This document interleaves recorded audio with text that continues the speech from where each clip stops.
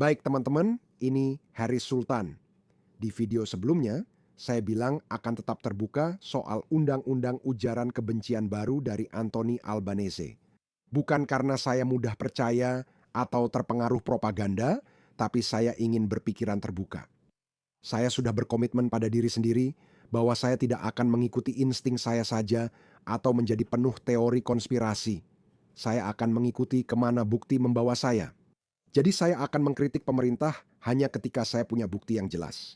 Dan bahkan belum 2 minggu sejak pembantaian Pantai Bondi terjadi, dan kita sudah melihat Anthony Albanese, Penny Wong, Tony Burke. Semua politisi ini keluar dan mengatakan bahwa mereka akan menindak tegas antisemitisme, dan mereka juga akan menindak tegas ekstremisme sayap kanan.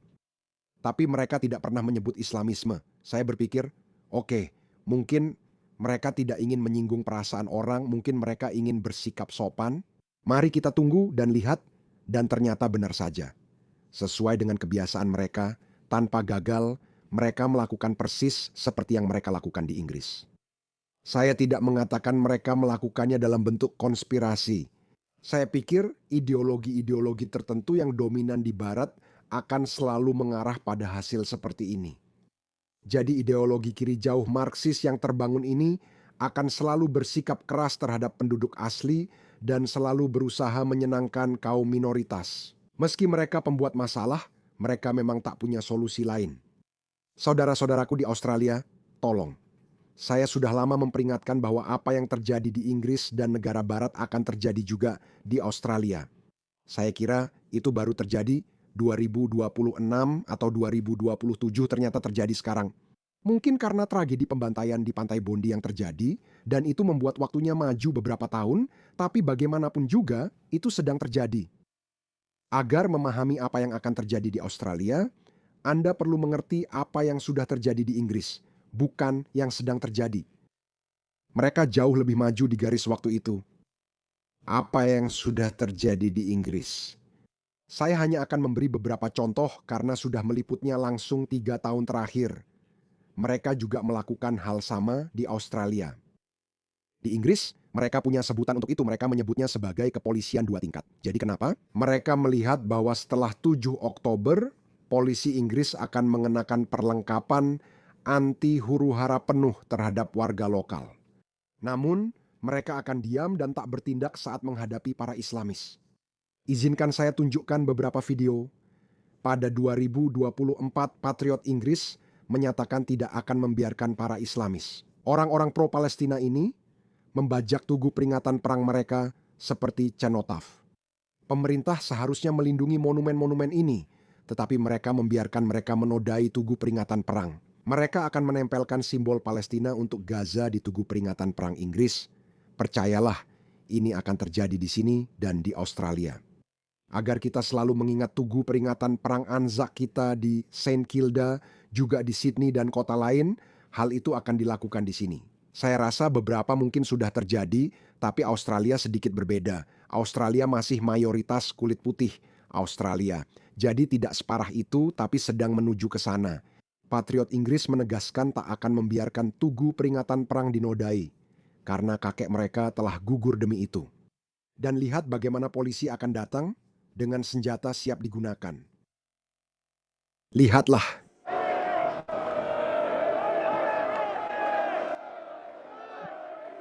tengkorak pria ini retak lalu dibawa ke rumah sakit. Cukup adegannya, ini adalah video berdurasi sekitar 3 menit. Tapi ketika berhadapan dengan para Islamis, orang-orang yang mengatakan globalisasikan intifada, orang-orang yang meneriakkan jihad, beginilah cara mereka berbicara kepada mereka.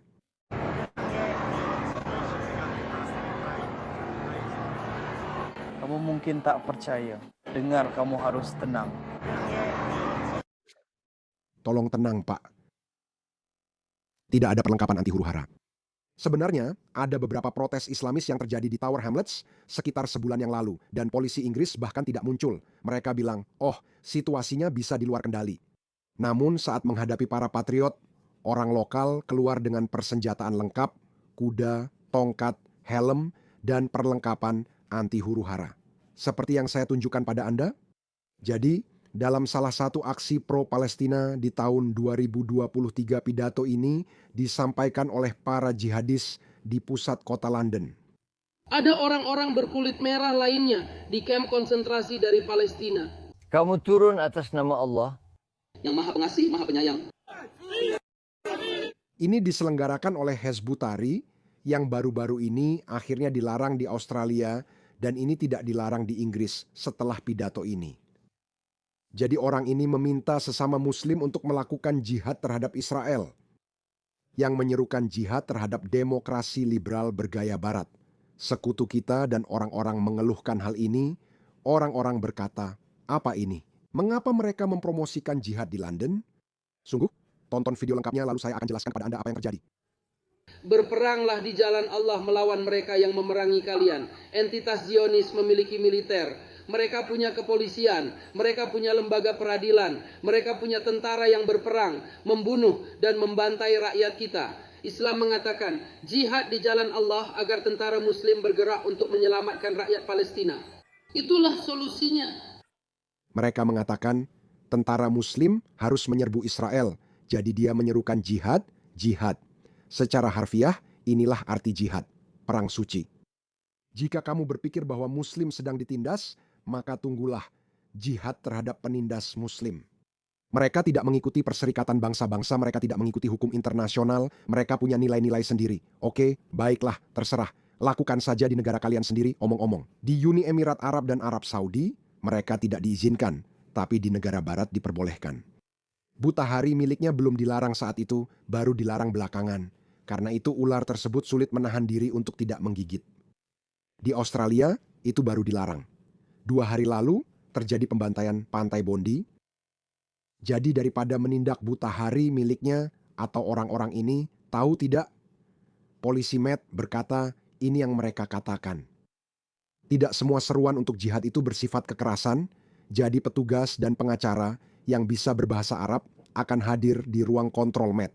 Sementara, petugas yang terlatih akan berada di lapangan untuk mengawasi poster-poster kebencian. Jadi ini seperti kucing menjaga susu, intinya begitu. Jadi mereka mempekerjakan muslim lain untuk memberitahu mereka, hey, apakah seruan jihad itu untuk perjuangan bersenjata yang penuh kekerasan? Bukan, maksudnya bukan itu. Jihad adalah perjuangan batin. Sejak 2023, masyarakat Inggris menyadari perilaku ini dan menciptakan istilah 2 tingkat penegakan hukum. Bahwa ada satu standar untuk para Islamis dan satu standar lagi untuk penduduk asli atau para patriot. Jadi saya sudah mengatakan bahwa ini akan terjadi di Australia dan hadirin sekalian, ini memang sedang terjadi di Australia. Jadi izinkan saya mengingatkan Anda lagi, seorang Islamis pergi ke pantai, melihat beberapa orang Yahudi dan melepaskan tembakan, menewaskan 14 orang. Dia pergi ke sana untuk membunuh orang Yahudi. Oke, itulah kebenciannya. Itulah kebencian yang sudah mendunia, itulah jihad yang sedang berlangsung. Yang telah mereka khotbahkan tanpa henti. Anthony Albanese menyatakan bahwa antisemitisme, ekstremisme sayap kanan, dan Islamofobia adalah masalah. Dia masih belum pernah menyebut Islamisme atau jihad sama sekali. Dia belum, begitu juga Tony Burke. Izinkan saya memutar video ini untuk Anda agar Anda memahami apa yang sebenarnya terjadi. Kita perlu terus menangani Islamofobia dimanapun kita melihatnya, dimanapun kita melihat diskriminasi terhadap kelompok manapun, dan terutama penargetan terhadap kelompok-kelompok tertentu. Kita telah melihat peningkatan neonazi itu benar-benar, maksud saya cukup mengejutkan ya. Kamu dan aku sudah cukup lama di sini. Gagasan bahwa 20 tahun yang lalu jika kamu mengatakan kepadaku bahwa orang-orang akan secara terbuka tanpa penutup wajah atau apapun berpakaian serba hitam di luar gedung parlemen di Victoria atau di New South Wales, itu benar-benar mengejutkan. Ya, kita harus mengatasi masalah ini. Banyak faktor yang berperan termasuk media sosial. Orang-orang merasa bisa berbicara seenaknya. Islam tidak ada hubungannya dengan itu. Apapun yang mereka suka secara anonim di dunia maya, termasuk sebagian kebencian yang juga sedang disebarkan. Tapi saya baru optimis, saya pikir mayoritas orang Australia ingin rukun. Dia adalah Perdana Menteri terburuk dalam sejarah Australia yang terburuk sejauh ini. Ekstremisme sayap kanan jauh sudah berkembang dan akan terus tumbuh. Dimanapun Islam berada, orang-orang menjadi lebih radikal. Lihat saja India, orang India menjadi lebih nasionalis Hindu. Dulu tidak seperti itu. Britania, Amerika, Kanada. Semua negara ini mengalami lonjakan ekstremisme sayap kanan, tapi juga orang-orang bergerak ke arah kanan. Saya sekarang di tengah kanan dan mayoritas besar juga di sana. Namun, beberapa orang akan pindah ke ekstremisme sayap kanan. Kenapa begitu? Karena mereka melihat bahwa para Islamis bisa membunuh orang di siang bolong, dan kamu tetap tidak boleh menyebut ideologi ekstremis mereka yang membuat orang marah. Penegakan hukum 2 tingkat, sistem keadilan 2 tingkat. Saya bahkan belum membahas sistem keadilan ini. Seperti yang saya bilang di video terakhir, mari kita lihat. Apakah dia akan menindak tegas Islamis? Belum dilakukan. Ini yang sudah mereka lakukan. Jadi, ini ekstremis sayap kiri pro-Palestina yang ditangkap di Perth. Namanya Martin Thomas Glenn.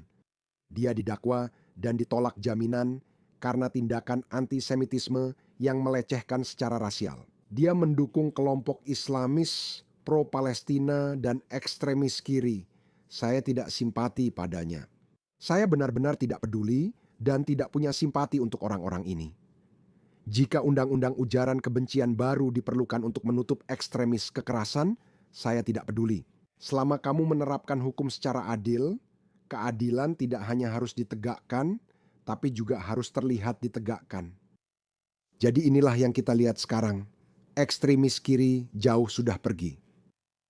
Seorang neonazi Inggris sayap kanan yang tinggal tetap di Australia dan memiliki keluarga di sini. Dia langsung dideportasi karena memiliki simbol-simbol neonazi di rumahnya. Pria 43 tahun itu dideportasi setelah didakwa menampilkan simbol Nazi dan mempromosikan ideologi ekstremis online. Dia sedang dideportasi. Saya tidak punya simpati untuk ekstremis kiri maupun ekstremis kanan, jadi saya tidak merasa kasihan pada mereka, saya juga tidak menangisi mereka. Tapi kenapa penegakan hukummu seperti ada 2 standar? Seperti di Inggris, hal serupa terjadi. Kaum Islamis tidak tersentuh hukum. Biar saya tunjukkan maksud saya. Sydney Sheikh Kamal Abu Maryam, ini yang dia katakan. Ya Allah, hancurkan orang-orang Yahudi Zionis yang merampas. Kami berharap Engkau menghitung mereka dan membunuh mereka satu persatu, dan jangan sisakan seorang pun dari mereka. Guncangkan tanah di bawah kaki mereka, jadikan mereka contoh. Seperti kepolisian Met, mereka bilang jihad hanya perjuangan batin. Mari kita lihat apa yang dikatakan oleh kepolisian New South Wales. Kepolisian New South Wales berkata, sebagai bagian dari penyelidikan, isi video khotbah tersebut telah ditinjau dan dipastikan bahwa itu tidak memenuhi ambang batas pelanggaran pidana apapun.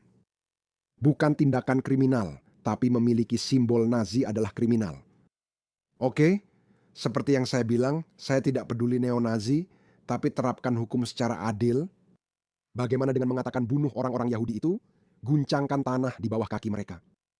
Bagaimana itu tidak memenuhi ambang batas penyelidikan kriminal? Bagaimana? Ini keadilan 2 tingkat. Teman-teman, itulah yang saya katakan kepada kalian. Itulah yang terus saya katakan. Bahwa inilah yang akan terjadi di Australia. Dan itu sedang terjadi tepat di depan mata kita. Bukan hanya itu, biarkan saya tunjukkan kepada kalian seorang Islamis lainnya, seorang dokter Islamis. Ada seorang dokter ekstremis Hizbutah yang juga bekerja untuk National Health Service, yaitu Medicare-nya Inggris. Mereka memecatnya, tapi dia kembali setahun kemudian. Kami juga punya dokter muslim ekstremis sendiri. Dr. Melbourne, Muhammad Gilan, memposting, hidup sebagai Sinoar atau mati mencoba jadi Sinoar. Pelaku pembunuhan. 1.200 orang Yahudi dalam 1 hari di Israel, aksi teroris terbesar sejak 9/11. Orang ini, Liam Mendes dari Australia, saya ingin membahas postingan media sosial Anda. Mengapa Anda sebagai seorang dokter mendukung daftar teror atau Liam Mendes dari Australia? Mengapa Anda mendukung organisasi teror ini? Anda membagikan postingan tentang hidup seperti Sinoa, mati berjuang. Anda bisa vokal soal Timur Tengah tanpa memuji kematian satu ras. saya rasa itu juga belum memenuhi batas. Itulah yang dilakukan Anthony Albanese. Penegakan hukum 2 tingkat kini ada di Australia. Mungkin saya akan mendapat ketukan di pintu. Dia belum menyebutkan Islamisme atau ideologi Islam yang bertanggung jawab atas ekstremisme di masyarakat Australia yang juga memicu ekstremisme sayap kanan di Australia. Oke, itu adalah Islamisme. Kamu dan aku sudah cukup lama di sini. 20 tahun lalu, jika kamu bilang Puh akan tampil terbuka tanpa penutup wajah, mengenakan pakaian hitam di depan gedung parlemen di Victoria atau New South Wales, itu cukup mengejutkan. Kita perlu menangani hal itu. Ya, Anthony Albanese benar, 20 tahun lalu kita tak menyangka ada NSN atau orang berpakaian hitam memberi salam Nazi di Melbourne atau Sydney. Kita tidak melihatnya karena ekstremisme tidak ada di masyarakat kita. 20 tahun yang lalu, para Islamis tidak menyandera orang di kafe seperti Lin Cafe. Para Islamis tidak membantai orang-orang di pantai seperti yang kita lihat di Pantai Bondi. Ini terjadi karena kalian tidak mau menyentuh satu ideologi radikal yang merupakan sumber dari semua kejahatan. Oke, sekarang seperti yang saya katakan, saya tidak mengatakan bahwa ada konspirasi besar untuk menghancurkan Barat seperti itu. Saya pikir ideologi yang diikuti orang-orang ini, ideologi kiri jauh, Marxis, woke ini, mereka tidak bisa menemukan solusi lain. Karena begitu Anda menetapkan bahwa multikulturalisme adalah sebuah kebajikan dan kita harus memperlakukan semua budaya secara setara, maka tentu saja Anda akan melindungi bahkan anak yang bermasalah sekalipun. Itu adalah Islam. Kita tidak melihat teroris Hindu, kita tidak melihat teroris Buddha, kita tidak melihat orang-orang Vietnam. Tidak ada dari budaya-budaya tersebut yang pernah menjadi ancaman peradaban. Islam pernah. Karena tidak ada dari budaya-budaya tersebut yang memiliki keinginan bawaan untuk menguasai. Mereka memang tidak memilikinya. Karena itu, generasi kedua dan ketiga bisa berasimilasi dan berintegrasi. Kamu bisa melihat orang Vietnam, kamu bisa melihat orang Tionghoa Australia, kamu bisa melihat orang Jepang Amerika, kamu bisa melihat orang Vietnam Australia. Mereka sama Australianya dengan siapapun. Namun, mengapa generasi kedua dan ketiga Muslim belum berintegrasi? Saya akan beritahu kamu kenapa, karena itu ada di doktrin mereka. Mereka dilatih sejak kecil bahwa ini adalah sistem orang kafir. Kami tidak menghormati itu, dengarkan baik-baik. Agama kita mengajarkan membenci mereka demi Allah. Yang dimaksud dengan mereka adalah kalian, orang Barat biasa, kita harus membenci mereka.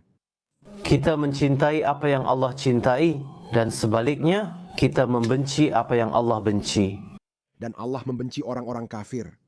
Apakah Allah membenci syirik? Orang Kristen dan Yahudi adalah musyrikin. Mereka melakukan syirik, artinya mereka tidak meyakini keesaan Allah. Jadi Allah membenci orang-orang itu, artinya Allah membenci orang Kristen, Yahudi, ateis, Hindu, dan semua orang. Pada dasarnya, Ya, permusuhan dan kebencian artinya kita adalah musuh. Mari kita bicara terus terang. Kita tidak saling mencintai, kita tidak sejalan, kita bukan teman. Apakah itu masuk akal? Kita adalah musuh. Ya. Ini bukan karena alasan pribadi, tanah, politik, atau uang. Kami melakukannya karena cinta kepada Allah, tidak bisa menahannya. Kami sangat mencintai Allah yang memberi segalanya. Sementara kamu melakukan syirik dan menyembah Tuhan lain. seperti apalagi yang kamu inginkan? Apalagi yang kamu inginkan? Orang-orang ini bukanlah ekstremis Muslim yang tidak dikenal. Mereka punya banyak pengikut. Buktinya jelas. Pernahkah kamu bertanya, mengapa hanya Muslim generasi kedua dan ketiga yang sulit berintegrasi? Mereka diintimidasi, diprovokasi, lalu mengambil alih kota seperti Bradford, Manchester, dan sebagian London. Sudah hilang. Dan kau tahu, sekarang rakyat Inggris diberitahu, mereka sedang dibiasakan untuk menerima bahwa mereka akan menjadi minoritas. Kamu akan jadi minoritas. Terima saja. Tidak, kamu tidak seharusnya menerimanya. Saya tidak sedang membuat argumen rasial. Ras adalah fenotipe terbesar dari budaya manapun atau dari cara hidup manapun. Menurut saya, Australia dan Inggris sebaiknya tetap 90% kulit putih, bukan karena superioritas ras, tapi memang itu pendapat saya. Jika Australia harus tetap menjadi Australia, yang saya maksud dengan Australia adalah nilai-nilai Australia, budaya dan seperangkat nilai yang membangun Australia. Jadi, agar tetap seperti itu, agar tetap menjadi negara dunia pertama, maka harus tetap 90% kulit putih. Itu juga seharusnya terjadi di Inggris. Tapi Inggris kini kembali 80% kulit putih. Ini bukan soal ras, tapi budaya. Itu maksud saya. Orang Bangladesh Inggris dan Pakistan Inggris tidak berperilaku seperti orang Inggris kulit putih. Itulah sebabnya ketika Anda pergi ke daerah Bengali, ketika Anda pergi ke daerah Pakistan, di Inggris atau bahkan daerah India, tempatnya kotor, jorok, menjijikkan. Tapi kalau Anda pergi ke pedesaan Inggris, tempatnya bersih. Budaya itu penting. Kita dapat membedakan budaya secara kasat mata melalui ras. Karena ras adalah fenotipe paling terlihat dari budaya. Tapi memang ada beberapa pengecualian, seperti saya misalnya. Saya hidup seperti pria barat, saya tidak hidup seperti pria Pakistan, saya tidak hidup seperti pria Muslim, saya begitu. Tidak ada lagi yang Islami atau Pakistan dalam diri saya, tapi sebagian besar orang tetap berada dalam budaya mereka. Mereka setia pada budaya mereka sendiri. Budaya yang lebih toleran, seperti Hindu, Tionghoa, Vietnam, Jepang, serta di Amerika, ada banyak budaya lain seperti Italia dan Yunani. Karena tidak bermusuhan, mereka berintegrasi dan berasimilasi dalam beberapa generasi. Islam adalah ideologi yang sangat dominan. Ini adalah budaya yang sangat dominan. Islam secara aktif mendorong para pengikutnya untuk tidak berintegrasi. Tidak ada integrasi, multikulturalisme, keberagaman atau toleransi. Saya dan kamu punya agama dan demokrasi masing-masing. Kami punya syariah kami sendiri, kalian punya pergaulan bebas kalian sendiri, kami punya nikah kami sendiri, tentang perselingkuhan di pasar, kredit kami sendiri, kartu kredit hasil panen kami sendiri. Kami punya sistem ekonomi, kebijakan luar negeri, dan agama sendiri. Mereka sangat munafik kok. Mereka punya segalanya, mereka punya sistem ekonomi sendiri, mereka punya sistem syariah sendiri, tapi mereka tetap tinggal di barat. Kenapa harus kembali ke sana? Kembalilah dan tunjukkan kepada kami budaya kalian yang lebih unggul, bangun negara-negara yang luar biasa, dan tunjukkan kepada kami bahwa, hey, kalian tahu sistem kami berhasil, namun mereka tetap tanpa malu, ada kontradiksi besar dan disonansi kognitif di otak mereka, tapi itu bukan urusan kita. Berikut contoh lain, keadilan 2 tingkat. Penasihat tenaga kerja ini berkata demikian. Dan kita perlu menggorok leher mereka dan menyingkirkan mereka semua. Orang ini penasihat tenaga kerja di unjuk rasa pro-Palestina. Lihat wanita ini. Dia penasihat tenaga kerja. Dia berbicara tentang Zionis di jalanan London, mengatakan kita harus menggorok leher mereka. Di hadapan hakim, dia berkata, maaf, itu bukan saya. Saya mengatakannya karena emosi. Hakim menerima alasan itu, memutuskan dia tidak bersalah dan memberinya kerja sosial. Setelah itu, semuanya normal lagi. Tapi lebih dari 2.000 orang konservatif sayap kanan telah ditangkap di Inggris. Sekarang mereka memiliki catatan kriminal. Ada orang yang dipenjara hanya karena mengunggah tweet kasar. Lucy Connolly paling terkenal. Kata-katanya kasar, tapi dia tak punya catatan kriminal. Dia tidak punya catatan kriminal sebelumnya, tapi dia dijatuhi hukuman penjara 24 bulan. Kenapa dia tidak diberi pertimbangan ini? Bahwa, kamu tahu, seorang preman brutal telah membunuh 3 gadis kecil di konser Taylor Swift yang juga dikenal sebagai pembantaian Southport. Dan pada saat itu, dia sangat patah semangat, dia sangat terluka dan hancur sampai dia mengatakan sesuatu yang seharusnya tidak dia katakan. Tapi tidak, mereka menghukumnya 24 bulan penjara. Tapi pria ini hanya marah dan berkata saja, tidak apa-apa. Teman-teman Inggris menyebutnya keadilan bertingkat. Kita punya penegakan hukum, keadilan, dan kia yang bertingkat. Teman-teman Aussies, beginilah yang akan terjadi di Australia. Mereka telah menangkap seorang pendukung Pelly yang sangat kiri. Oke, mereka sudah mendeportasi seorang neo-Nazi sayap kanan ke Inggris, tapi belum ada Islamis yang ditangkap atau dideportasi. Tidak ada yang kami ketahui. Ceritakan, ayo orang ini, ingat ini, Wasam Haddad, dia orang yang meradikalisasi penembak pantai Bandi. Oke, lalu dia diadili pada tahun 2023 karena ceramah antisemit setelah serangan 7 Oktober. Tebak apa? Dia masih memegang lisensi senjata api New South Wales yang aktif, meski pernah terkait dengan tersangka penembak Bondi, Navida, namun dia membantah mengenalnya. Apa yang kamu takutkan? Tunjukkan pada kami, lalu kami akan bilang, oke. Mereka memang tegas di semua lini, tapi keadilan tidak pilih-pilih. Itulah kenapa aku menunggu ada yang mengetuk pintuku. Tapi aku tidak akan pergi kemana-mana. Kamu tahu? Aku bersumpah setia kepada rakyat dan konstitusi Australia, bukan kepada KIA 2 tingkat atau pemerintahan Anthony Albanese. Jadi aku akan terus bicara. Seperti yang kukatakan di awal, aku mendekati hal ini dengan pikiran terbuka. Aku akan memperhatikan bagaimana pemerintah menerapkan undang-undang ujaran kebencian baru ini. Tanda-tanda awal menunjukkan penegakan hukum 2 tingkat sudah ada di Australia. Dan aku pikir kita akan melihat para Islamis lolos dari banyak hal. Tidak akan ada deportasi atau banyak penangkapan, tapi mereka akan memakai itu untuk membatasi ekstremisme sayap kanan dan mungkin juga sayap kiri. Aku jarang melihat hal seperti itu terjadi karena mereka memang bersimpati pada ideologi tersebut. Aku sudah tunjukkan di video terakhirku. Anthony Albanese adalah pendukung besar intifada pro-Palestina yang sangat pandai menyembunyikan hal itu. Saat dia mencalonkan diri, tak ada yang tahu soal itu. Dia berharap masa lalunya tetap tersembunyi. Namun, dia jadi Perdana Menteri terburuk sepanjang sejarah. Oke, teman-teman, kita harus singkirkan dia. Untungnya, kita akan pemilu. Beberapa tahun ke depan, keadaan akan jauh lebih buruk. Akan jauh lebih mudah bagi mayoritas warga Australia yang masih tertidur untuk melihat siapa Anthony Albanese sebenarnya. Kia 2 tingkat adalah Perdana Menteri yang paling dibenci dan dicaci dalam sejarah Inggris. Anthony Albanese masih unggul di jajak pendapat, mayoritas warga Australia mendukungnya.